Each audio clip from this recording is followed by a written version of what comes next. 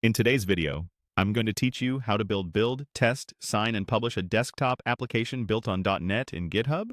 We're going to set up a GitHub Actions workflow that automatically builds and tests your .NET desktop app whenever you push code or open a pull request. You'll need a GitHub repository with a .NET solution already in it, and ideally a test project so the template can run meaningful tests. Start by opening your repository on GitHub in your browser. At the top of the repo, click the Actions tab. If you've never used Actions in this repo, you'll see suggestions to help you get started. Click New Workflow to begin.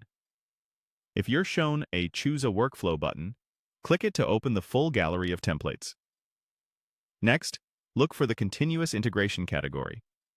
If you don't immediately see what you need, click View All to expand the list. Find the .NET option that's published by GitHub Actions.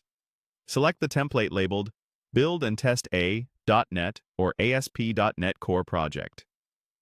This template is a great starting point for desktop apps too, because it restores packages, builds your solution, and runs your unit tests out of the box. Click Configure to open the YAML editor. You'll see a new file path like .githubworkflows.net.yml. The template includes a trigger on push and pull request, checks out your repository, sets up the .NET SDK, then runs .NET Restore, .NET Build, and .NET Test. Before committing, scan the steps to confirm they match your project layout. If your solution isn't at the root, update the Restore, Build, and Test commands with the correct path, for example pointing to your .sln or specific .csproj files. You can also adjust the .NET version if your app targets a specific SDK. Use the Preview button to review the file as it will be saved, then switch back to Edit to make any final tweaks.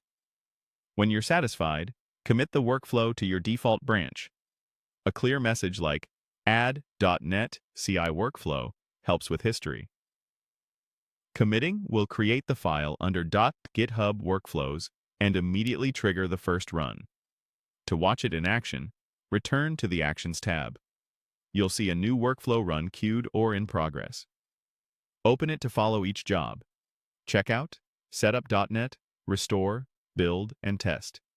If anything fails, expand the step to read logs and adjust your YAML or project paths accordingly, then commit again to rerun. This template focuses on build and test. Once it's green, you can extend it later with signing and publishing steps specific to your desktop app. But for now, you've set up a reliable